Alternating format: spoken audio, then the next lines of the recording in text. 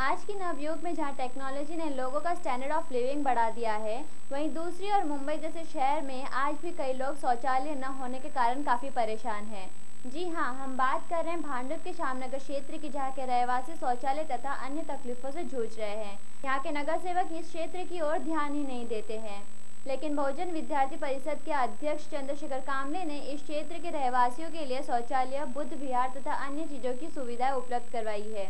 त्याने काही सुविधा नाही केली, पण आमच्याकडे जे चंद्रशेखर कांबळे आलेले आहेत त्याने सगळ्या सुविधा केलेल्या आहेत। इकडे शौचालय पण बांधले आहे, आता आम्हाला पाणी, लाईट सगळं सुविधा तेच करून देणार आहे। ते आलेले आहेत भाऊ आमचे, त्यांना आम्ही सुद्धा सहकार्य करणार आणि ते आम्हाला सांगतात की आम्ही तुमच्यासाठी सगळं केलं आणि केलं पण वाक्य ते काय आता नवीनच आलेले, त्यांना का आम्ही ओळखत सुद्धा नव्हतो, पण आम्ही दुसऱ्या लोकांना तर ओळखत होतो, पण त्यांच्या पाठी पळून सुद्धा आमचं काय सहकार्य त्या लोकांनी केलेलं नाही आहे। पण आता हे आले ते करतात आणि अजून बी करायची इरादा त्यांची आहे, म्हणून आम्ही बी खुश आहे। आम्हाला बी बरं वाटतं की असे लोक आपल्या एरियामध्ये आलेत, किंवा आपली वहिनी आहे किंवा ते भाऊ आहेत आपले। इकडचे श्यामनगरचे हे ज्या महिला आहेत त्यांना ना शौचालयासाठी ना असं बाहेर रस्त्यावर असं उघड्यावर बसत होते, पण त्यांना ना इकडचे नगरसेवक, आमदार, खासदार यांनी कोणी मदत केली नाही।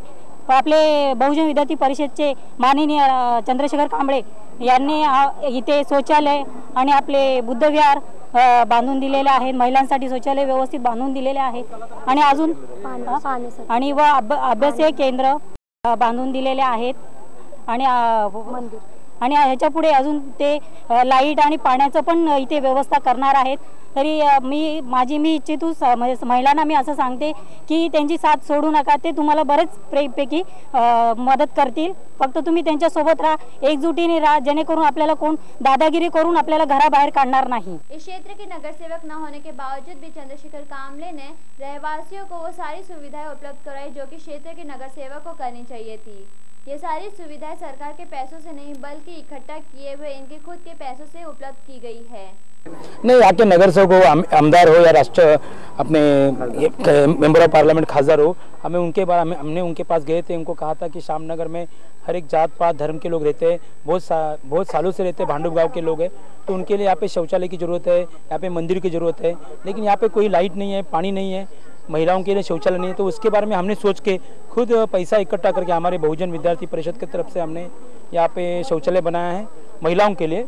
उसके बाद डॉक्टर बाबा साहब अम्बेडकर अभ्यासिका केंद्र इन बच्चों को पढ़ाने के लिए, और बुद्धिस्ट मिशन फाउंडेशन की तरफ से हमने यहाँ पे बुद्ध विहार, और यहाँ पे मंदिर जो है बहुत जुना, बहुत 30-40 साल से यह मंदिर है, उसको बहुत दैवत मानते हैं यहाँ पे लोग, उससे लोगों को बहुत आदर है। तो उसके वहाँ पे हमने अच्छी तरह से लादी बना के वहाँ पे वो पूजा विधि कर सकते हैं, इस तरह से हमने वहाँ पे किया। और उनकी विठल के मंदिर की मांग है, वो भी हम जल्द से जल्द पूरी करने वाली है। शौचालय के अलावा भी आपने यहाँ पे बहुत कम करवाने के बारे में सोचा और करवा भी रहे हैं, तो फिर ये जो फंड है सारा जो कहाँ से आ रहा है? हमें जो बुद्धिस्ट मिशन फाउंडेशन को जो हमें लोग जीते, यानी यहाँ भांडुप गाँव के अभी RBI के हमें टोबरे साहब है, इन्होंने हमको हेल्प किया है, TD यादव सर ने, अलंकार जादव ने हमें हेल्प किया है, उसके बाद पवार ने हमें हेल्प किया है। तो इन लोग सब 1000, 2000, कोई 500, कोई 100, कोई 200, इस तरह से हमें पैसा दिया गया है।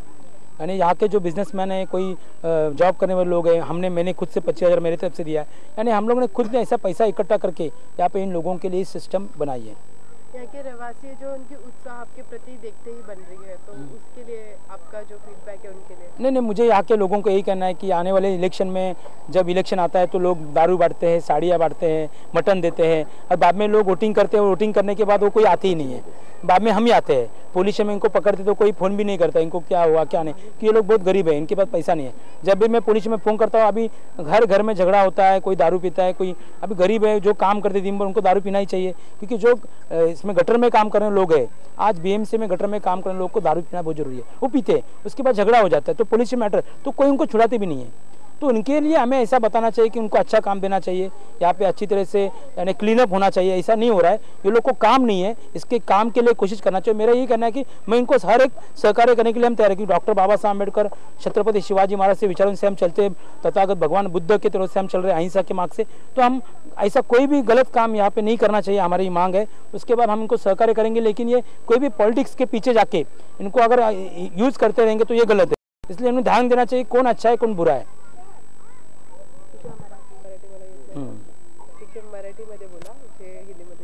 आज या ठिकाणी जे श्यामनगर रहिवासी संघाच्या वतीने आम्ही या ठिकाणी बुद्धविहार बांधलेला आहे आणि मंदिराची देखील आम्ही या ठिकाणी सुविधा केलेली आहे। आणि कित्येक वर्षापासून या विभागामध्ये शौचालय नाही आहे। शौचालय नसल्यामुळे पुरुष असतील किंवा महिला असतील या उघड्यावर बसवत त्यांच्या तक्रारी पोलीस स्टेशनला किंवा सर्व ठिकाणी वास वगैरे दुर्गंधी पसरवती।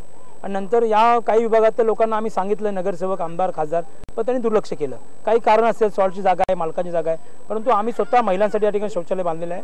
आणि या मुलांसाठी डॉक्टर बाबासाहेब आंबेडकर अभ्यासिका केंद्र बहुजन विद्यार्थी परिषदेने देण्यात येत आहे। त्याच्यामध्ये 1ली ते 10वीच्या मुलांना पुस्तकं आणि वह्या अशा प्रकारचा आम्ही उपक्रम लावलेला आहे। त्याच्यानंतर जे मंदिर आहे या ठिकाणी, ते मंदिर फार जुनं आहे, 30 वर्षापासून आहे। ते मंदिराला फार महत्त्व आहे या ठिकाणी। त्या लोकांनी इथे मागण्या केल्या, पण त्या ठिकाणी घुशी होत्या, साप होते, त्या ठिकाणी या मुलांनी साफसफाई केली या विभागातल्या लोकांनी, पण त्या ठिकाणी आम्ही खर्च करून ते देखील मंदिर त्यांना बांधून दिलं।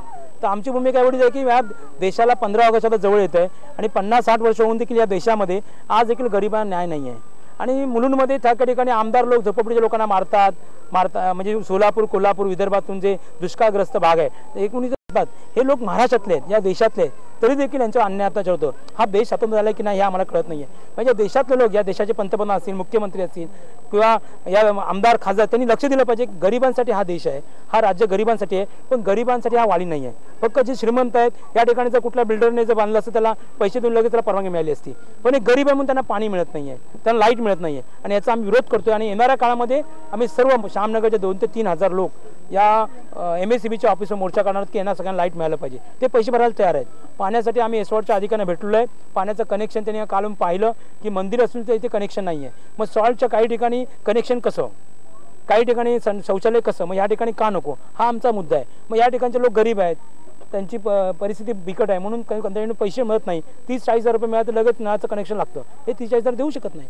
म्हणजे या भ्रष्टाचार कुठे थांबला पाहिजे, म्हणून आम्ही गरिबांनी सगळ्यांनी एकत्र येऊन याच्यावर लढा दिला पाहिजे। आणि आमची भूमिका आहे की आपण सगळ्यांनी एकत्र येऊन या श्यामनगरची वस्तीची प्रगती करायची आहे। भांडुपगावातले सर्व लोक आमच्यावर आहेत, शिवसेनेचे शाखा प्रमुख आहेत, तरे मॅडम आहेत, पवार आहेत, आम्ही सर्व लोक, RBIचे मॅनेजर टोबरे सर आहेत, TD यादव सर आहेत, तर आम्ही सर्व सामाजिक क्षेत्रातले लोक, नॉन पॉलिटिकल, सगळे एकत्र येऊन सर्व पक्षाचे म्हणजे जे जे आमच्या विचारांशी संघटित आहे ते सगळे एकत्र येऊन श्यामनगरच्या रहिवाशांना आम्ही सहकार्य करणार आहोत। फक्त या रहिवाशांनी एकत्र आलं पाहिजे, कुठल्याही प्रलोभनाला ते बळी पडले नाही पाहिजे, अशी आमची भूमिका आहे।